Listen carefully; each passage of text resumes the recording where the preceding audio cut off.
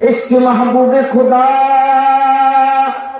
आए दिल जिससे हासिल नहीं, लाखों में हो मगर ईमान में कामिल नहीं, लाखों में हो मगर ईमान में कामिल नहीं। আল্লাহর পয়গম্বর ফরমান উম্মত যতক্ষণ পর্যন্ত আমি নবীর মহব্বত, আমি রাসূলের মহব্বত তোমাদের দিলের ভিতরে না থাকবে, এমনকি শুধু মহব্বত থাকলেই চলবে না, কোন রকম জেন পরিমাণ মহব্বত থাকলেই নবীর চলবে না, বরঞ্চ এই পরিমাণ মহব্বত আর ভালোবাসা, এই পরিমাণ রাসূলের মহব্বত দিলের ভিতরে থাকা লাগবে। কি পরিমাণ? আল্লাহর পয়গম্বর বলেন, এ উম্মত তোমার অন্তরে নিশ্চয় তোমার পিতামাতার মহব্বত আছে, তোমার সন্তানের মহব্বত আছে, তোমার বিবি বাচ্চার মহব্বত আছে, তোমার ভাই বেরাদর আত্মীয় স্বজন, তোমার বাড়ি, তোমার গাড়ি, তোমার নারী, তোমার দল, তোমার নেতা, তোমার নেত্রী, তোমার দেশ, তোমার চেয়ার, তোমার গদি, তোমার ক্ষমতা, এমনকি তোমার নিজের জীবনের মহব্বত তোমার অন্তরে আছে। আল্লাহর পয়গম্বর ফরমান যতক্ষণ পর্যন্ত আমি নবীর মহব্বত অন্যান্য সব মহব্বত থেকে উঁচু না হবে, বেশি না হবে, আল্লাহ রাসূল বলেন উম্মত ততক্ষণ পর্যন্ত কামেল ইমানদার হতে পারবা না, ততক্ষণ পর্যন্ত কামেল ইমানদার হওয়া যাবে না। তাহলে একজন মুমিন কামেল ইমানদার হওয়ার জন্য শর্ত হলো নবীর মহব্বত তো থাকা লাগবেই, শুধু থাকা লাগবে এটা না, বরঞ্চ সব কিছু থেকে বেশি থাকা লাগবে। বলেন সবকিছু থেকে কি বেশি থাকা লাগবে।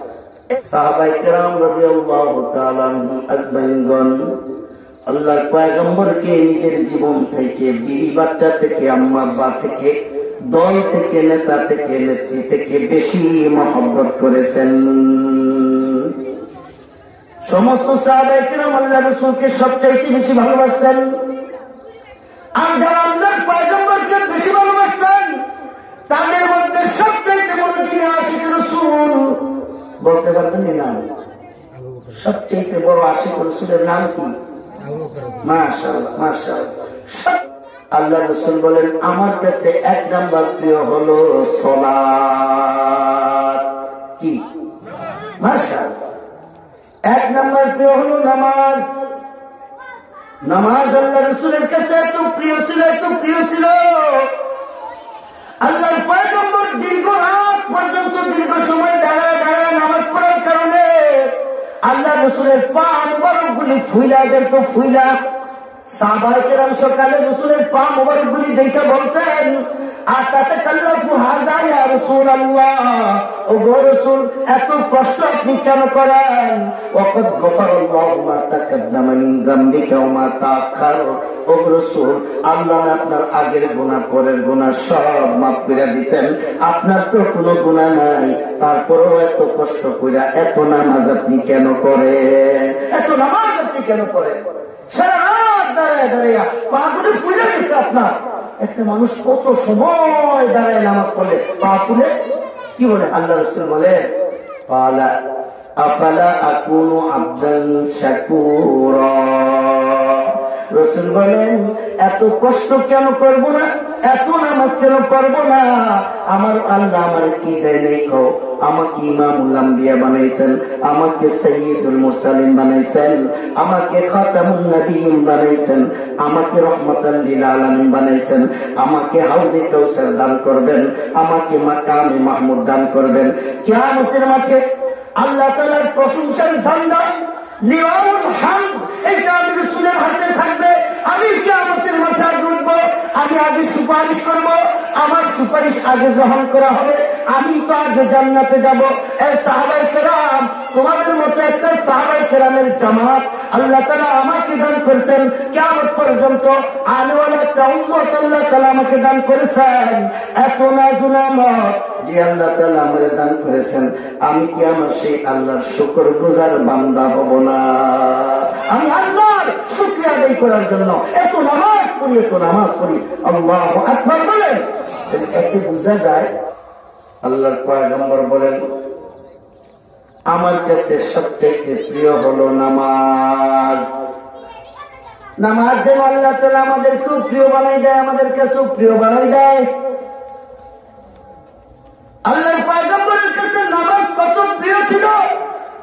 হাদিসের ভিতরে আল্লাহর পয়গম্বর ইরশাদ ফরমান, আল্লাহ রাসূল বলেন জয়লাত কুররাতু আইনি ফিস সালাহ। রাসূল বলেন আমি নবীর চোখের শীতলতা রাখা হয়েছে নামাজের ভিতরে। রসুলের চোখের শীতলতা নামাজের ভিতরে। কথাটা বুঝলেন? আমরা কেউ কেউ আছি সুন্দর প্রাকৃতিক পাহাড়ি দৃশ্য দেখলে আমাদের চোখটা জোড়াই যায়, চক্ষু ঠান্ডা হয়। কোন কোন মানুষ আছে সমুদ্রের পথ দিয়ে যখন চলে, সমুদ্রের মনোরম দৃশ্য দেখলে তার চোখটা জোড়া যায়। পাহাড়ি ঝর্ণা, পাহাড়ি তারপরে লেক, এগুলি দেখলে কারো চোখ জোড়া যায়। কারো আছে সুন্দর লেটেস্ট গাড়ি কিনছে, গাড়ির সামনে গেলে গাড়িটা দেখলে তার চোখ জোড়া যায়। কারো সুন্দর বাড়ি আছে, বাড়ির দিকে তাকাইলে তার চোখ জোড়া যায়। কারো আছে সন্তানদের সামনে গেলে সন্তানদের মায়াবী চেহারা দেখলে চোখ জোড়ায়। কারো আছে আম্মা আব্বার সামনে গেলে মা বাবার চেহারা দেখলে তার চক্ষু জোড়া যায়। আল্লাহর পয়গম্বর বলেন উম্মত, আমি রাসূল যখন নামাজে দাঁড়ায় যাই, নামাজে দাঁড়ায় গেলে আমি রাসূলের চোখ জোড়া যায়। সুবহানাল্লাহ বলেন। যেহেতু রাসূল সবচাইতে বেশি ভালো আল্লাহকে বাসে না, নামাজে দাঁড়াইলে আল্লাহ রসুলের সাথে আল্লাহর সাথে সাক্ষাৎ হয়ে যায়। সুবহানাল্লাহ বলুন সুবহানাল্লাহ। নামাজে দাঁড়াইলে কার সাথে সাক্ষাৎ হয়? রসুল বলছে না, আন তা'বুদাল্লাহ কাআন্নাকা তারাহু ফাইন লাম তাকুন তারাহু কাআন্নাহু ইয়ারাকা। রসুল বলেন এমন ভাবে ইবাদত করবা যেন তুমি আল্লাহকে দেখতেছ। আর যদি এমন অবস্থা তোমার ভিতরে তৈরি করতে না পারো যে তুমি আল্লাহরে দেখো, অন্তত এতটুকু বিশ্বাস রেখো তোমার আল্লাহ কিন্তু তোমারে দেখে। কি ভাই, ইবাদত এমন ভাবে করতে হবে যেন ইবাদতের মধ্যে আমি কাকে দেখতে পাই। অন্তত রাসূলের ইবাদত তো সেই রকম ছিল, ঠিক ঠিক বলেন। এই জন্য আল্লাহর পয়গম্বর বলেন জয়লাত কুররাতু আইনি ফিস সালাহ। আল্লাহ রাসূল বলেন নামাজের মধ্যে আমি রাসূলের চোখের শীতলতা রাখা হয়েছে। নামাজে দাঁড়াইলে রাসূলের চক্ষু শীতল হয়ে যায়। নামাজে দাঁড়াইলে রাসূলের সমস্ত দুঃখ বেদনা পেরেশানি গুলি ভুলা যায়, আর কোন পেরেশানি থাকে না। কেন? ওই যে আল্লাহরে বেশি ভালোবাসে, আল্লাহর সাথে সাক্ষাৎ হয়ে গেছে। বেশি ভালোবাসার মানুষ বা বেশি ভালো যে যাকে বাসে তার সামনে গেলেই তো দুঃখ ভুলা যায়, তার সামনে গেলেই তো আনন্দ লাগে, মজা লাগে। কি ভাই, ঠিক করে কি বলেন? বলেন বলেন। হ্যাঁ, এই জন্য নামাজকে আমাদের ভালোবাসার দরকার আছে না নাই? আল্লাহ রাসূল বলেন আমার কাছে দ্বিতীয় নাম্বার প্রিয় হলো আতর। আতর কি? দ্বিতীয় নাম্বার প্রিয় কি? আল্লাহ রাসূল বলেন আমি রাসূলের কাছে দ্বিতীয় নাম্বার মাহবুব হলো আতর। রাসূল আতর এত ভালোবাসতেন, সাহাবায়ে কেরাম বলেন আমরা দেখছি আল্লাহ রাসূলের কাছে বিভিন্ন রাষ্ট্র থেকে, জিহাদের ময়দান থেকে গনিমতের মাল হিসেবে আল্লাহ রাসূলের কাছে অনেক সময় বড় বড় স্বর্ণের গোলা আসতো, স্বর্ণের টুকরা, পাথরের মতো ইটের মতো বড় বড় স্বর্ণ আসতো। আল্লাহর পয়গম্বরের স্বর্ণগুলি ঘরের ভিতরে নিয়ে যাইতেন না। আল্লাহ রাসূল বলতেন এগুলি দুনিয়া, এগুলি দুনিয়া, দুনিয়া যেন আমার ঘরে না যায়। এই জন্য রাসূলের টুকরা টুকরা করে যে সাহাবায়ে কেরাম গরিব ছিল তাদেরকে দিয়ে দিত। সুবহানাল্লাহ। আল্লাহ রাব্বুল আলামিন বলেন ও নবী আপনি আতর ভালোবাসেন, আতর আপনার পছন্দ, কিন্তু আতর কেনার পয়সা নাই। আবার আতর কেনার পয়সা কোত্থেকে? আল্লাহ রাসূলের বিবিরা বলেন আমাদের অবস্থা এত করুণ ছিল, মাঝে মাঝে এমন হইতো লাগাতার 1 মাস পর্যন্ত বাসার ভিতরে চুলায় আগুন জ্বলত না। কোন কোন দিন অবস্থা এমন হইতো রাসূলের যে 1টা 2টা খেজুর থাকতো, ওই একটা খেজুর 2 জনে খাইয়া, বিবি এবং রাসূল 2 জনে খাইয়া, পানি খাইয়া 3 কাটাই দিছে। আল্লাহু আকবার বলবেন না?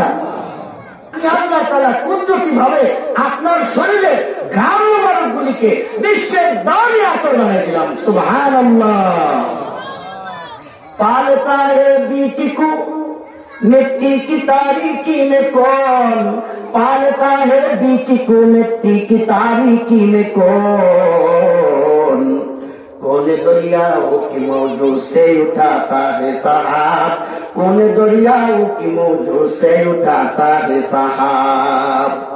कौन लाया खींच कर पश्चिम से बादे साजेगार, कौन लाया खींच कर पश्चिम से बादे साजेगार, खाके पे किसकी है किसका है ये नूरे आफताब, खाके पे किसकी है किसका है ये नूरे आफताब। अल्लाह अल्लाह सबको ईमान नहीं लगा तो अल्लाह फारे मुझे जोर है ना, तुम्हें फारे नहीं मानी किया अल्लाह फारे नहीं, अरे फारले तो अल्लाह ही फारे, ठीक है ठीक बोले, और क्या फारे মানুষে ফারে না আল্লাহ ফারে, আল্লাহই তো ফারে মানুষে ফারে না, ফারে আল্লাহ। মানুষ বহু চেষ্টা করেছে উপর থেকে এই আযাব সরাইতে পারে নাই, আল্লাহ যখন চাইছে কিছু ছাত্র দিয়ে আযাব সরাই দিতে। কথা বুঝেন না আপনারা? ফারে কে ফারে? আওয়াজ কে বলেন কে ফারে? আল্লাহই তো ফারে না। আল্লাহ কি আল্লাহ তো সারে না দেয়, সাইডে কি আর দেয়?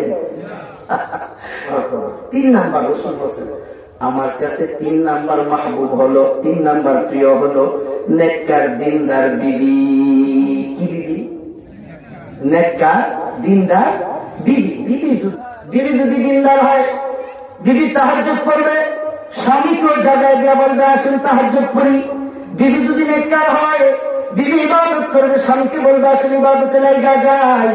বিবি যদি গুনাহগার হয়, স্বামীরে কইব আয়েন না ভালো করে সাজছে একটু মার্কেটের থেকে ঘুরে আসি, আসেন না দেখেন না আমার কেমন দেখা যায়, আসেন না একটু পার্কের থেকে বেড়াই আসি, আসেন না একটু মেলায় যাই, আসেন না একটু যাত্রা অনুষ্ঠানে যাই। কেউ খারাপ হলে তো এরকমই বলবে।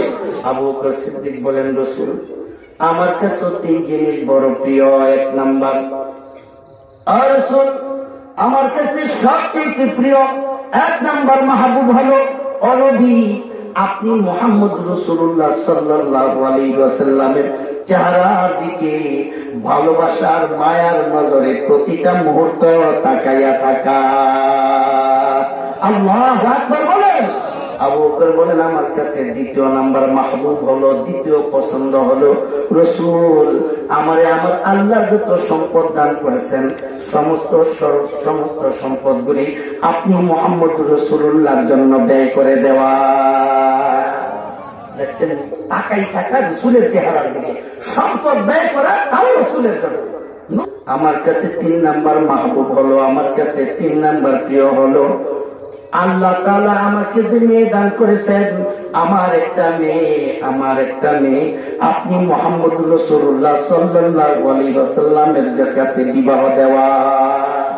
সুবহানাল্লাহ বলেন না।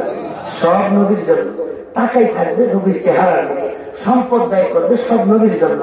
আর মেয়ে আছে একটা মেয়ে নবীর কাছে বিবাহ দিবে, এই তো নবীর প্রতি মহব্বত। আপনারা মনে করতে পারেন না হুজুর এই নবী হলো রাষ্ট্রপতি মুসলমানদের, নবীর কাছে নিয়ে মাইয়া বিয়া দেওয়ার মানে হলো রাষ্ট্রপতির হাতে রাখুন সব কাজ আপোষে শাস্ত্রীয় হইতে হবে। আমাদের দেশে দেখেন না। আপনারা মনে করতে পারেন আবু বকর তাইলে আল্লাহ রাসূলের মতো একজন রাষ্ট্রপতি একজন নবীকে যদি মেয়ের জামাই বানাইতে পারে তাহলে তো সবকিছু হাতের মুঠে। না না না না, ওলামায়ে কেরাম ফরমান এই কারণে না আবু বকর রাসূলের কাছে মেয়ে বিবাহ দিতে চায়। কেন শুনেন, কারণ হলো আবু বকর দিনের বেলা আল্লাহ রাসূলের সাথে সাথে থাকে আর আল্লাহ রাসূলের খেদমত করে সেবা করে, কিন্তু যখন রাত হয়ে যায় আবু বকর তো আর সাথে থাকতে পারে। রাতের বেলা নবীজি কোথায় যায়? হুজরা মুবারকে চলে যায়, বিবিদের কাছে যায়। এখন এই যে কত বড় রাত, এই যে সময়টা আবু বকর আল্লাহ রাসূলের দেখে না, রাসূল থেকে দূরে, রাসূলের সেবা করতে পারে না, খেদমত করতে পারে না। আবু বকরের এটা বড় কষ্ট। এখন আবু বকর চায় যদি নবীর কাছে একটা মেয়ে বিবাহ দিয়া মায়া খালি রাসূলের ঘরে পৌঁছাইতে পারি, তাইলে বাইরে দিনের বেলা রাসূলের সাথে থাকবো, খেদমত করবো আমি আবু বকর, আর রাতের বেলা যখন রাসূল ঘরে যাবে তো আমার পক্ষ থেকে আমার নবীর সাথে থাকবে, আমার নবীকে পাহারাদারি করবে, আমার রাসূলের খেদমত করবে, সেবা করবে আমার মেয়ে আয়েশা। আল্লাহু আকবার বলেন, আল্লাহু আকবার।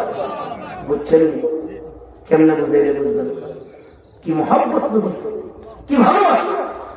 এইরকম ভালো রসুলকে বাসা, এইরকম মহব্বত রসুলকে করা, এটা রসুলের প্রতি আমাদের উপর 1 নাম্বার হক। কয় নাম্বার বলেন বলেন? 1 নাম্বার হক। এই 1 নাম্বার হকটা চলে গেছে। 2 নাম্বার আজমত মানি হলো রসুলকে শুধু মহব্বত করলে চলবে না, ভালোবাসলে চলবে না, রসুলকে ইজ্জত হেফাজত করা লাগবে। রসুলকে কেউ যাতে অপমান করতে না পারে, এটা পাহারাদারি করতে হবে। ঠিক আছে, ঠিক বলেন?